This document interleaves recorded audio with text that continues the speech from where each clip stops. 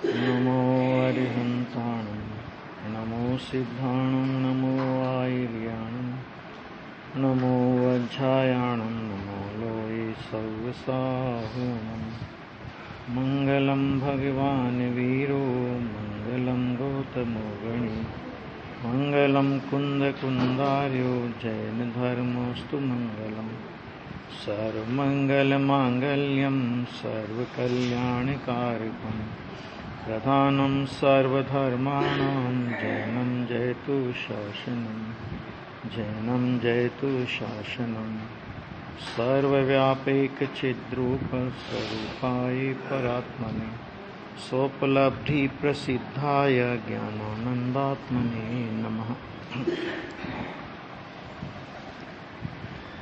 प्रवचन सार परमागम का ज्ञेय तत्व प्रज्ञापन अधिकार है और इसमें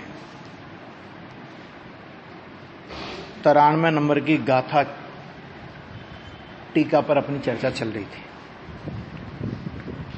गाथा का विषय बहुत बढ़िया, पदार्थ का स्वरूप कैसा है, माने पदार्थ का आंतरिक बंधारण कैसा है। तो द्रव्य गुण पर्याय स्वरूप पदार्थ की चर्चा इसमें आई और इसमें फिर वो पर्याय के 2 प्रकार के भेद, ये कहा था ना कि द्रव्य और गुणों से पर्याय होती है, तो पर्याय के 2 भेद, द्रव्य पर्याय और गुण पर्याय की चर्चा आई।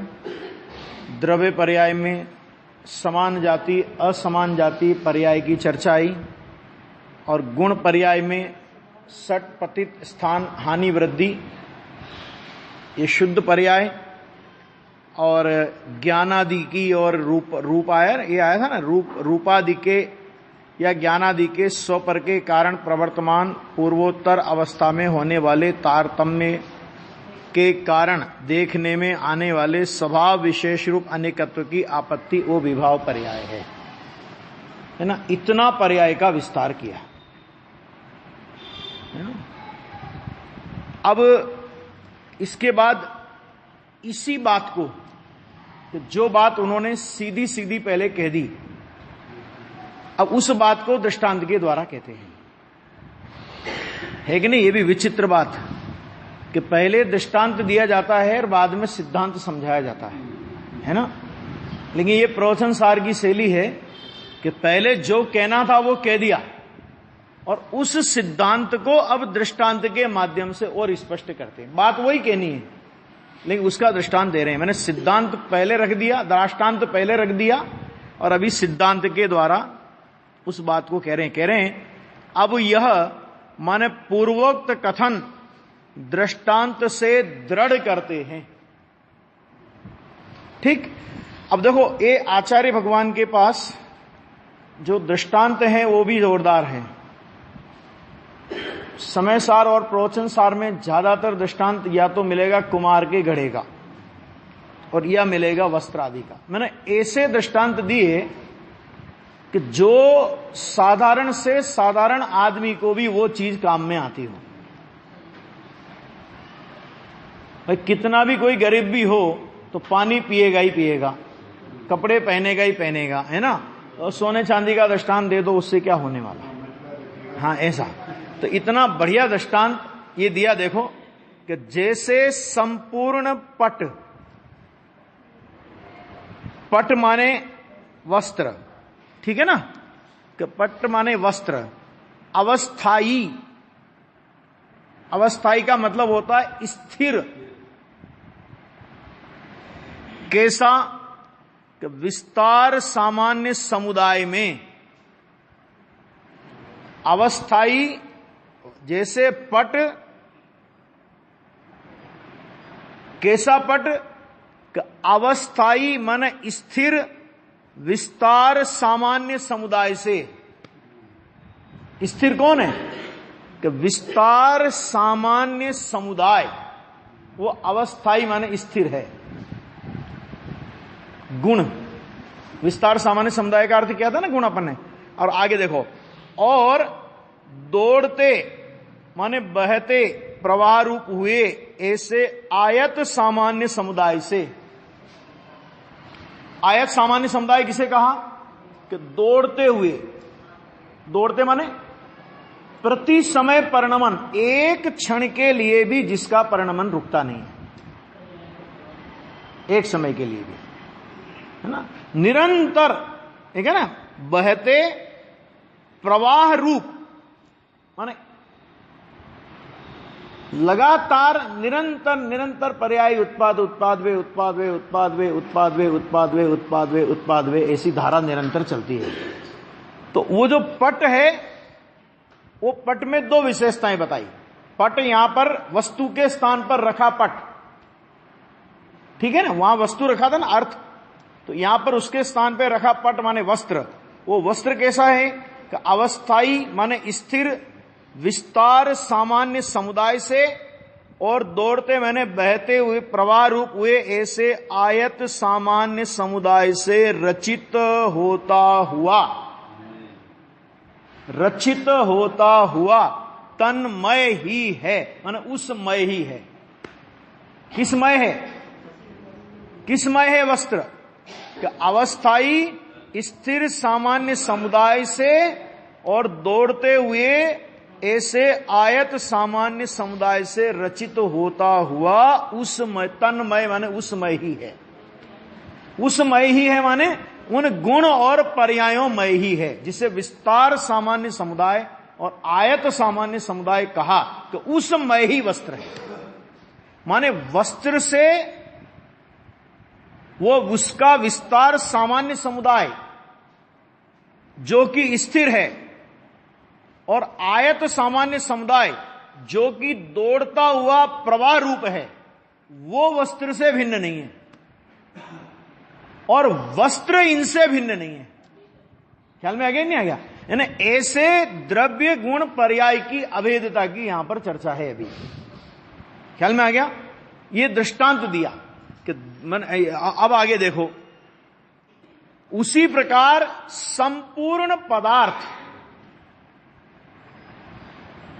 संपूर्ण पदार्थ में क्या है कि विश्व में जो अनंत जीव हैं, पुद्गल हैं, धर्म द्रव्य, अधर्म द्रव्य, आकाश और काल द्रव्य, कि विश्व में ये जो भी पदार्थ हैं, जिसके लिए टीका में क्या शब्द प्रयोग किया था शुरुआत में, कि शुरुआत में ये शब्द का प्रयोग किया था, देखो ये शब्द का प्रयोग किया था ना, इस विश्व में जो कोई जानने में आने वाला पदार्थ है वह समस्त ही।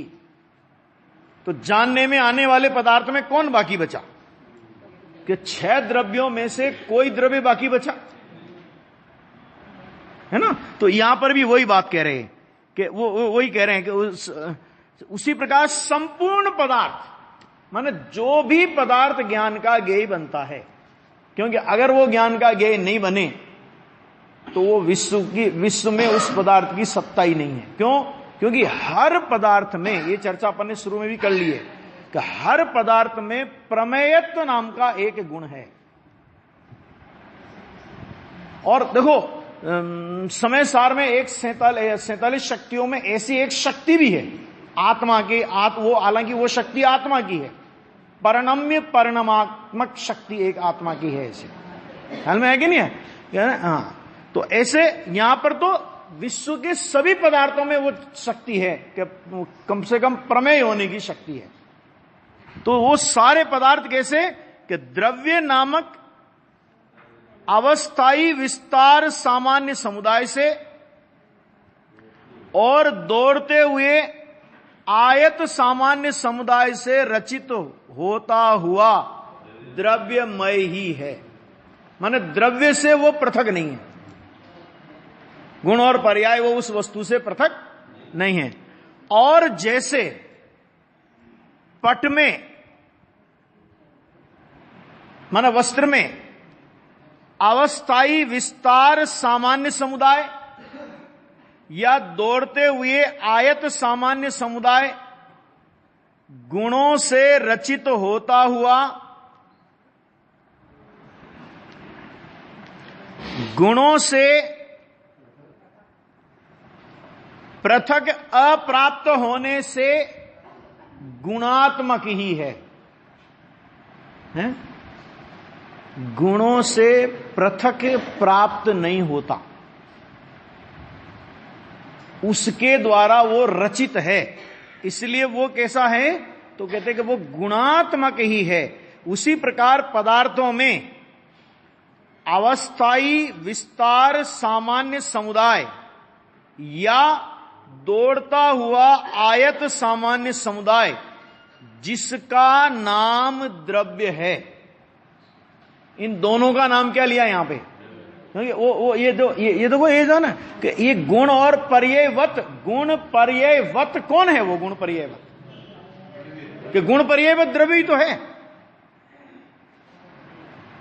तो वह गुणों से रचित होता हुआ गुणों से पृथक अप्राप्त होने से गुणात्मक ही है। पर्याय को कहां रखा? कि पर्याय तो गुणों में आ गई, क्योंकि पर्याय किसकी है? कि अनंत गुणों देखो एक एक गुण तीन काल के जितने समय हैं उतनी पर्यायों का पिंड है। एक गुण में एक गुण में कितनी कितनी पर्याय? हाँ? तीन काल के जितने समय, वो भी अनंत ही है, लेकिन तीन काल के जितने समय उतनी पर्याय हर गुण में है, और उन सब पर्यायों का पिंड वो गुण है।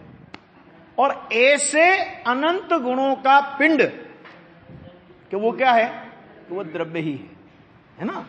तो गुण पर्ययवत द्रव्यम कहो या गुणात्मक द्रव्य कहो, गुणों के समूह को द्रव्य कहते हैं। अपन लोग परिभाषा पढ़ते हो क्या पढ़ते हैं? कि गुणों के समूह को द्रव्य कहते हैं। तो पर्याय कहां गई वहां पे? कि वो पर्याय को गुणों में अंतर्भाव कर दिया। विस्तार से आपको कहना हो तो गुण पर्ययवत द्रव्यम, नहीं तो वो जो पर्याय है वो पर्याय उस गुण में अंतर्भाव कर गया, क्योंकि वो अनंत पर्यायों का पिंड वो गुण है। और ऐसे अनंत गुणों का पिंड द्रव्य है। अब इसमें क्या विचित्रता है कि देखो गुणों की, प्रत्येक गुण की पर्याय तो कितनी? अभी बताया कि तीन काल के समय जितनी, लेकिन एक वस्तु में गुण कितने? कि तीन काल के समयों से अनंत आकाश के प्रदेश, और आकाश के प्रदेशों से अनंत एक द्रव्य में गुण। इसका मतलब क्या हुआ कि प्रत्येक गुण में पर्याय कितनी? तीन काल के समय जितनी, लेकिन प्रति समय पर्याय कितनी? कि तीन काल के समयों से अनंत आकाश के प्रदेश, और आकाश के प्रदेशों से अनंत गुणे एक द्रव्य में गुण, और जितने गुण उतनी पर्याय। बोलो, तो तीन काल के समयों से भी अनंतानंत गुणी पर्याय प्रति समय हो रही है? हम तो दो चार पर्यायों को जानते हैं खाली, तो इसको बदल दो, इसको बदल दो, ये पर्याय ऐसी कर दो, ये पर्याय ऐसी कर दो। लेकिन भाई साहब, तीन काल के समयों से अनंतानंत गुणी पर्याय प्रति समय हो रही है, क्योंकि तीन काल के समय से अनंत गुणे आकाश के प्रदेश, और आकाश के प्रदेशों से अनंत गुणे एक द्रव्य के गुण हैं, और हर गुण की एक एक समय में एक एक पर्याय है ना? हमें तो दो चार पर्यायों के नाम याद है, ये राग नहीं करना, ऐसा करना, ये परिणाम नहीं करना, ऐसा परिणाम करना। लेकिन हम कह रहे हैं कि तुम बदलते हो ना, फिर अनंत गुणों की पर्यायों को बदलो, पता ही नहीं पड़ता है। सोचो जरा कि ये माने वो अनंत गुणों की पर्याय जो कि तीन काल के समयों से भी अनंतानंत गुणी हैं, और जो प्रति समय हो रही है, तो वो अपनी व्यवस्था से हो रही है। और जो 2, 5, 7 गुणों की पर्याय हैं, उसको ही अज्ञानी कहता है कि मैं बदलूंगा, मैं अपनी इच्छा के अनुसार इन पर्यायों को करूंगा। कि तू क्या करेगा? भगवान नहीं कर सके अपनी इच्छा के अनुसार पर्याय को, भगवान को तो इच्छा ही नहीं होती। अब मैंने देखो, ये खाली पढ़ने का विषय नहीं है, हमने पढ़ लिया और हमने समझ लिया, बस इस पे विचार करो। कहां हम गलती करते हैं कि तुझे जो ये पर्यायों को बदलने का परिणाम आता है, कितनी पर्याय हो रही है बता पहले, तो ये तो बता पहले, है ना? और ऐसे अनंत गुणों का पिंड कि वो द्रव्य है, तो वो कैसा है? तो क्या वो गुणों से रचित है? गुणों से रचित है माने गुणों का पिंड ही है वो। गुणों से रचित में कोई ऐसा समझे कि अलग अलग गुण पड़े हुए थे, फिर उन सब गुणों ने सोचा कि चलो अपनी एक सरकार बना लेते हैं अपन, नहीं है ना, अलग अलग गुण पड़े थे ना सब। शब्द तो ऐसा लिखा, गुणों से रचित माने गुण इस द्रव्य के रचनाकार हैं। इसका मतलब ये हुआ कि रचित माने क्या कि अरे गुणों से रचित माने गुण स्वरूप ही वो द्रव्य है, उन गुणों का ही अभेद पिंड है वो द्रव्य। रचित का मतलब ये, ऐसा नहीं कि वो जो वैशेषिक या अन्यमति मानते हैं ना कि अलग अलग गुण, ज्ञान गुण अलग पड़ा था और आत्मा अलग पड़ा था, फिर एक समवाय संबंध एक ऐसा उनके यहां माना जाता है। तो वो आया, अब उनके माध्यम से वो ज्ञान के साथ में आत्मा को या आत्मा के साथ में ज्ञान को जोड़ दिया, इसलिए आत्मा ज्ञान वाला ऐसा आता है उनके यहां पे, कि ऐसा अपने यहां नहीं। उनके द्वारा रचित है का मतलब उन गुणमय वो पदार्थ है। अच्छा, एक बात और फिर दूसरा क्या लिखा कि गुणों से पृथक अप्राप्त होने से, कि गुणों से पृथक अगर तुम उसको प्राप्त करना चाहो तो मुझे गुण नहीं चाहिए, मुझे तो खाली द्रव्य द्रव्य चाहिए है, मुझे गुणों की आवश्यकता नहीं है, मैं इतने गुणों का बोझ लेके कहां घूमूंगा। अनंत गुण है ना, 3 काल के समय से अनंत गुण है, आकाश के पदे उससे अनंत गुण है, एक द्रव्य के गुण। तो इसको लगता है कि इतना वजन लेके कौन घूमे, अपन तो द्रव्य को ले लो सीधा सीधा है। तो उनने कहा कि उससे पृथक अप्राप्त होने से 2 कारण दिए, गुणों से रचित होता हुआ और गुणों से पृथक अप्राप्त होने से गुणात्मक ही है। और यह भी आप समझ लेना कि अनंत गुणों की चर्चा जो अभी अपने सामने चर्चा अपन ने रखी, चर्चा की ना अपन ने, आकाश के प्रदेश 3 काल के समय सारी चर्चा की ना, कि ये अनंत गुण हर द्रव्य के अंदर है, कि ये चर्चा भी इस सर्वज्ञ शासन के अलावा आपको कहीं नहीं मिलेगी। और एक एक गुण 3 काल के समय की संख्या जितनी पर्यायों का पिंड है, ये बात भी आपको किसी शासन में नहीं, किसी दर्शन में नहीं मिलेगी। समझ है ही नहीं, सर्वज्ञ परमात्मा के अलावा ये बात कोई जान नहीं सकता। इसलिए जिनके मत में सर्वज्ञ नहीं है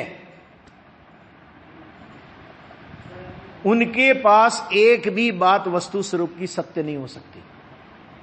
समझ में आ गया कि नहीं आ गया? ये कोई पक्षपात की बात नहीं है, ये वास्तविकता है। आगे देखो, अब उसमें पर्याय को घटित कर रहे हैं। देखना कि जैसे अनेक पटात्मक माने अनेक वस्त्र हो गए, एक वस्त्र देखो, वैसे तो वस्त्र खुद पर्याय है, लेकिन अभी समझाने के लिए उसको किसके स्थान पर रख रहे हैं? वो वस्तु के स्थान पर, ठीक है ना। तो जैसे अनेक पटात्मक माने एक से अधिक वस्त्रों से निर्मित, उधर क्या लिया था सिद्धांत में? द्विअणुक, त्रिअणुक, ऐसा लिया था ना। तो ऐसे यहां पर उससे निर्मित द्विपटिक, त्रिपटिक, ऐसे समान जातीय द्रव्य पर्याय है। क्या मतलब? इसमें भी 2 प्रकार की पर्याय उतारेंगे अभी। वस्त्र में भी समान जाति, असमान जाति। मतलब क्या कि एक सूती वस्त्र है, तो एक सूती वस्त्र, उसके साथ में आपने दूसरा सूती वस्त्र जोड़ दिया और तीसरा सूती वस्त्र जोड़ दिया, तो अनेक प्रकार, अनेक वस्त्र तो जुड़े, लेकिन अनेक वस्त्र जुड़ने पर भी एक ही जाति के वस्त्र जुड़े, माने एक ही थान में से आपने टुकड़े कर करके जोड़ दिए उसको। तो उसको बोला उन्होंने समान जाति द्रव्य पर्याय। किसकी? वस्त्र की। उदाहरण चल रहा है ना, वस्त्र की समान जाति द्रव्य पर्याय। समझ आ गया? वस्त्र की समान जाति द्रव्य पर्याय समझ आ गया? माने एक ही प्रकार का वस्त्र आ गया। हाँ, अब देखो, उसी प्रकार अनेक पुद्गलात्मक, द्विअणुक, त्रिअणुक ऐसी समान जाति द्रव्य पर्याय है। ये चर्चा खूब हो चुकी। और जैसे अनेक रेशमी और सूती पटों से बने हुए अलग अलग जाति होगी ना, एक रेशमी वस्त्र हो गया, एक सूती वस्त्र हो गया, है ना, और उससे अपन ने बनाया ये पलासना है, जैसे देखो ये है ना, तो ये ऊपर तो मखमल है और नीचे ये सूती है, तो ये क्या हो गई, ये असमान जातीय द्रव्य पर्याय हो गई। समझ में आ गया कि नहीं आ गया?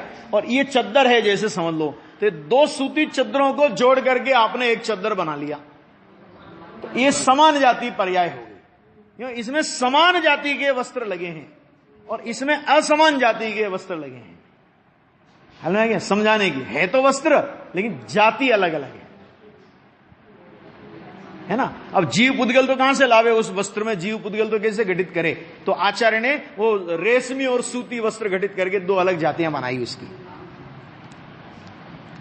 उसी प्रकार अनेक जीव पुद्गलात्मक देव मनुष्य ऐसी असमान जातीय द्रव्य पर्याय है।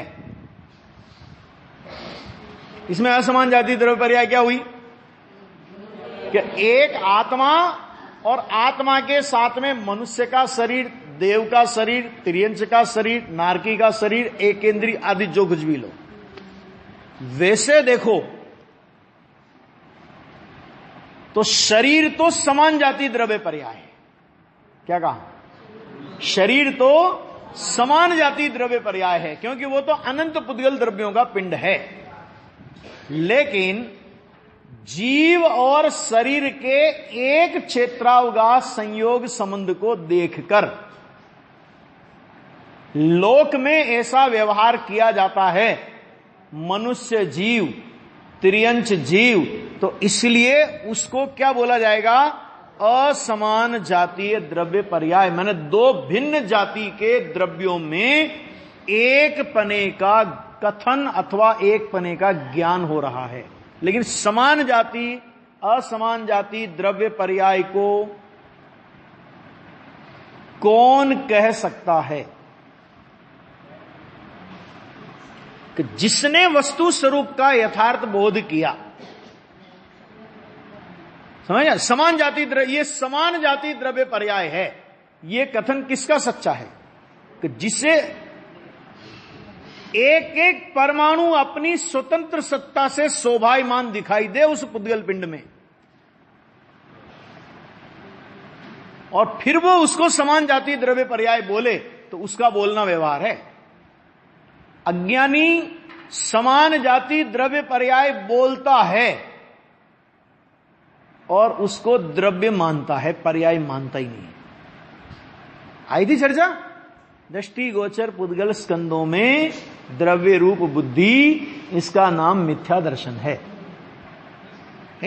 इसी तरह हम बोले मनुष्य, अभी अपन एक बात विचार करो कि मनुष्य पर्याय, तो मनुष्य पर अभी हम कौन सी पर्याय में हैं? तो हम क्या उत्तर देंगे कि मनुष्य पर्याय में। तो मनुष्य पर्याय में आत्मा की मनुष्य पर्याय क्या है, जरा बताना। क्या महावीर जी, ये शरीर आत्मा की मनुष्य पर्याय है? अरे आत्मा की देखो, असमान जाति द्रव्य पर्याय तो दोनों के संयोग संबंध का ज्ञान कराने के लिए, वो बात तो बराबर है, वो तो अपन ने समझ ली। अभी अपन दूसरी तरह से विचार करें तो वास्तव में आत्मा की मनुष्य पर्याय क्या है?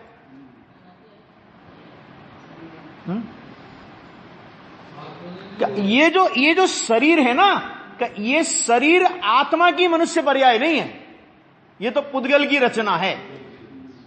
इस संबंधी जो आत्मा में मनुष्य संबंधी जो औदैहिक भाव होता है, हाँ, उस जाति का, कि वो औदैहिक भाव आत्मा की मनुष्य पर्याय है। समझा गया नहीं आ गया? वो औदैहिक भाव। और हम अब ईमानदारी से सोचना जरा कि जब हम बोलते हैं कि हम मनुष्य हैं या हम मनुष्य पर्याय में हैं, तो हमारा लक्ष्य उस औदैहिक भाव की ओर जाता है या इस शरीर की ओर जाता है? सोचना जरा। हम उस औदैहिक भाव को आत्मा की पर्याय मानते हैं कि शरीर को आत्मा की पर्याय मानते हैं?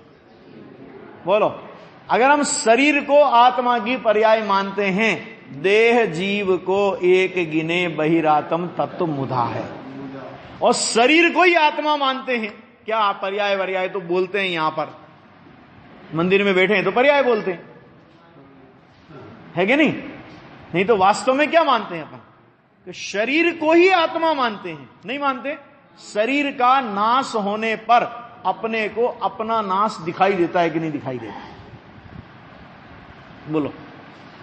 और कितने शरीर आए और कितने शरीर चले गए निगोद में। अपन कितनी इतना देखो, जिनवाणी में कथन तो सब व्यवहार के आएंगे, और अपन ऐसे एकाकार होते हैं उसमें। अरे भैया क्या करे, निगोद में तो ये जीव एक श्वास में 18 बार जन्मा और मरा।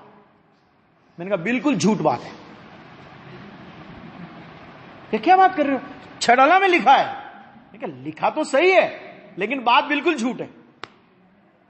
क्या मतलब? कि अगर भाई साहब एक बार भी अगर ये आत्मा सचमुच में मर जाता, सोचना जरा, कि एक बार भी सचमुच में अगर ये मर जाता, चांदमल जी साहब, दूसरी बार मरने के लिए कहां से आया ये बताओ पहले, बताओ। और अगर ये दूसरी बार मरा, इसका मतलब पहली बार नहीं मरा था। समझ में आया कि नहीं आया? नहीं मरा था। तो 18 बार की कहानी झूठी हो जाएगी। झूठी है, हो क्या जाएगी? अभी भी हो जाएगी। झूठी है मतलब क्या? अरे शरीर के संयोग वियोग की अपेक्षा वो कथन है। उसमें आत्मा का नाश हो गया, आत्मा मर गया, तो आत्मा मर गया तो 18 बार मरा, एक श्वास में 18 बार मरा। एक बार मर गया तो फिर दूसरी बार आया कहां से वो? बताओ, न्याय से विचार करो ना, कि वो आया कहां से? दूसरी बार मरने के लिए कहां से आया? और अगर दूसरी बार मरने के लिए आया था तो पहली बार नहीं मरा, इसका मतलब ये हुआ। तो जब पहली बार नहीं मरा तो समझ लो 18वीं बार भी नहीं मरा है। साहब ये तो सारे शास्त्रों के अर्थ बदल दिए इन लोगों ने, हैं? सारे अर्थ बदल दिए ना, कि भैया ये वस्तु स्थिति है कि तुम थोड़ा विचार तो करो। वो तो उन्होंने ये ज्ञान कराया कि देखो, एक श्वास जितने काल में इस जीव को निगोद शरीर का 18 बार संयोग और 18 बार वियोग हो जाता है। और लोक में शरीर के संयोग और वियोग को जन्म और मरण कहते हैं। इस अपेक्षा से वो जन्म मरण की बात है। आत्मा आज तक मरा नहीं और अनंत काल में कभी मरेगा नहीं। और अपने यहां की तो संस्कृति भी बहुत अच्छी है। अपने यहां किसी की शोक पत्रिका लिखाते हैं ना, तो शोक पत्रिका में क्या लिखते हैं? स्वर्गवास हो गया। भले कहीं भी वास हुआ हो वो अलग बात है, नरकवास भी हो सकता है, तिर्यंच वास भी हो सकता है, लेकिन लिखते हैं स्वर्गवास। ये भी पुण्य की रुचि पड़ी है, सबको स्वर्गवास चाहिए। स्वर्गवास इसका मतलब क्या हुआ? कि यहां से गए हैं और अभी स्वर्ग में विराजमान है। इसका मतलब क्या हुआ? तो बस कुछ नहीं, ट्रांसफर हुआ है खाली। और अभी अपन लोग थोड़ा भाषा में परिवर्तन किया, तो अभी अपन ने क्या लिखा? अपन लोग क्या लिखते हैं? सर्वज्ञ परमात्मा के दिव्य ज्ञान के अनुसार अमुक अमुक अमुक का देह परिवर्तन हो गया है। मतलब क्या हुआ? कि इस देह से परिवर्तन होकर के उन्होंने नया शरीर धारण कर लिया है। मरना कहां लिखते हो ये तो बताओ जरा। संस्कृति में नहीं है अपने देश की में ये बात तो है ना। मरता कौन है? कौन मरता है? जबरदस्ती बस है, बस परिवर्तन है। ठीक है, परिवर्तन है तो क्या घबराना क्या उससे? परिवर्तन है। देखो, ट्रांसफर से कौन घबराता है? जो बेईमान होता है।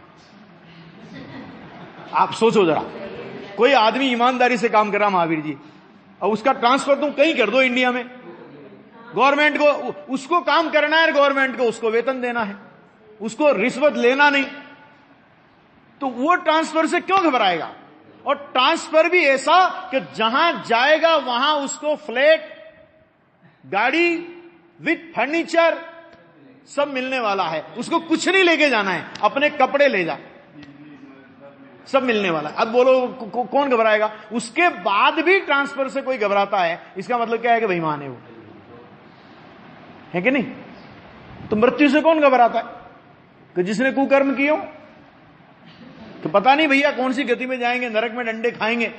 अरे जब तुमने जीवन भर तत्व ज्ञान की आराधना की है, वीतरागी देव शास्त्र गुरु का समागम प्राप्त किया है, जीवन भर तत्व ज्ञान की आराधना की है, तो लाखों वर्षों तक जीऊं या मृत्यु आज ही आ जावे, ये खाली बोलने के लिए ही है कि प्रैक्टिकल यहीं से अभी मृत्यु आकर के बोले कि चलो बस मंदिर से बाहर भी नहीं निकलोगे, बोलो तो अभी कौन तैयार है अपन लोगों में से? बताना जरा। ये ऐसी बातें करते हो, अशुभ मृत्यु की बात करे तो कहीं ऐसी अशुभ बातें नहीं करना, अशुभ बातें नहीं करना। मैंने क्यों भाई? अगर जन्म शुभ है, सुनना जरा, अगर जन्म शुभ है तो मृत्यु अशुभ कैसे हुई? क्योंकि आपने यहां जन्म लिया तो कहीं से मर करके आए थे, लोक की भाषा में मरना बोलते, तो कहीं से आए थे ना। तो जब यहां जन्म लेना शुभ और मृत्यु की बात अशुभ, ये क्या मतलब है इसका? देखो ये है इसका मतलब कि ये अपन कहां समान जाति असमान जाति, ये पर्याय का जो स्वरूप अपने ख्याल में आ जावे तो सारे डर मिट जाएं, सारे डर। क्योंकि पर्याय का तो विघटना स्वरूप है, उसमें विघट गई तो उसमें नया क्या हुआ? संयोग का वियोग है। हाल में है कि नहीं? ये दवाएं आती ना, डॉक्टरों की दवाएं आती कि नहीं आती, एलोपैथी। तो एलोपैथी दवाइयों में मैन्युफैक्चरिंग डेट लिखी रहती है और उसी में एक्सपायरिंग डेट भी लिखी रहती है ना। अब अपन लोगों की मैन्युफैक्चरिंग डेट तो है अपने पास, जन्म तिथि तो है अपनी, ठीक है, लेकिन एक्सपायरिंग डेट नहीं है अपनी। तो अपनी नहीं है इसका मतलब नहीं होएगा। अरे भैया संयोग आया है, वो अपनी वियोग की डेट लेकर ही आया है। तुम्हें पता नहीं है, हमें पता नहीं है, तो ये हमारे ज्ञान की कमी है। संयोग एक क्षण भी अधिक रहेगा नहीं। तीर्थंकर जैसे भी प्रयत्न करके देख लें, ये तीर्थंकरों का चैलेंज है। तीर्थंकर ही कहते हैं कि हम भी प्रयत्न करके देख लें तो भी उस वस्तु की व्यवस्था को नहीं बदल सकते। ख्याल में आ गया ना? तो देखो यहां पे कि अनेक जीव पुद्गलात्मक देव मनुष्य ऐसी असमान जातीय द्रव्य पर्याय है। हो गया। और अब कौन सी पर्याय घटित कर रहे हैं? तो वो जो गुण पर्याय है ना, सट पट स्थान हानि वृद्धि और विभाव पर्याय, ठीक है। जैसे कवि पट में अपने स्थूल अगुर लघु गुण द्वारा काल क्रम से प्रवर्तमान अनेक प्रकार रूप से परिणमित होने के कारण अनेकत्व की प्रतिपत्ति गुणात्मक स्वभाव पर्याय है। ठीक है, क्या कहा? पट में, जैसे कवि पट में अपने स्थूल अगुर लघुत्व गुण के द्वारा काल क्रम से प्रवर्तमान, अपने अपने समय के अनुसार काल क्रम से प्रवर्तमान अनेक प्रकार रूप से परिणमित होने के कारण अनेकत्व की प्रतिपत्ति गुणात्मक स्वभाव पर्याय है। अगुण लघुत्व गुण के कारण, यहां सट स्थान हानि वृद्धि इसमें घटित नहीं किया। अब देखो, उसी प्रकार समस्त द्रव्यों में अपने अपने सूक्ष्म अगुरु लघु गुण द्वारा प्रति समय प्रकट होने वाली सट स्थान पतित हानि वृद्धि रूप अनेकत्व की अनुभूति वह गुणात्मक स्वभाव पर्याय है। इसके लिए भी क्या बात आई थी कि ये गुणात्मक स्वभाव पर्याय क्या है? आई थी कुछ बात। केवल ज्ञान गम्य विषय है, आगम प्रमाण से मानने योग्य है। ठीक है, अच्छा अब देखो, और जैसे पट में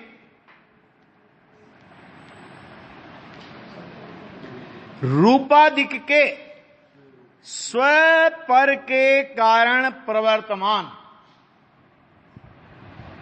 कपड़ा है और कपड़े में हमने रंग लगाया और कपड़ा रंगीन हो गया, है ना। तो रंग क्या हुआ उसमें? रंग निमित्त। उपादान, तो उपादान वो स्वयं वस्त्र। ठीक है।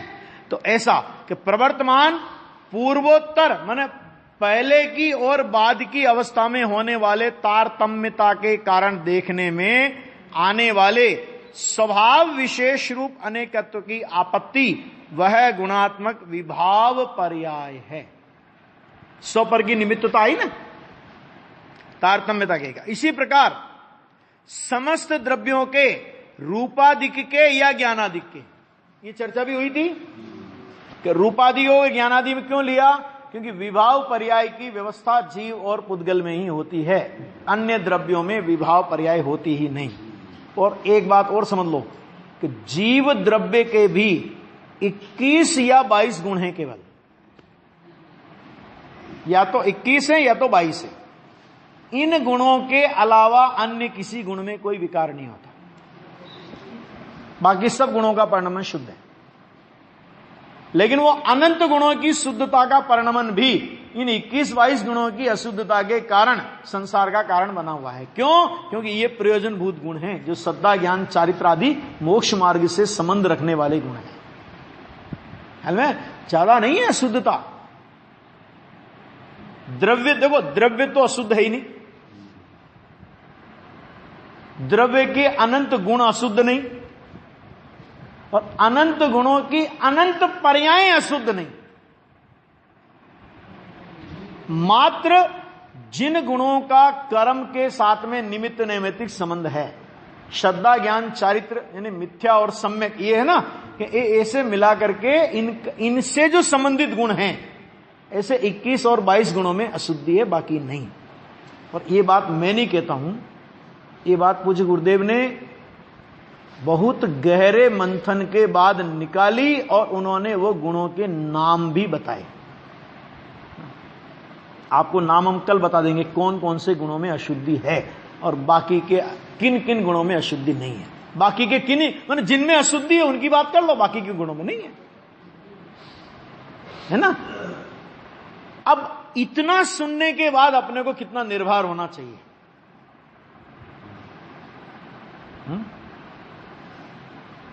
इसका मतलब अशुद्धि तो बहुत थोड़ी है।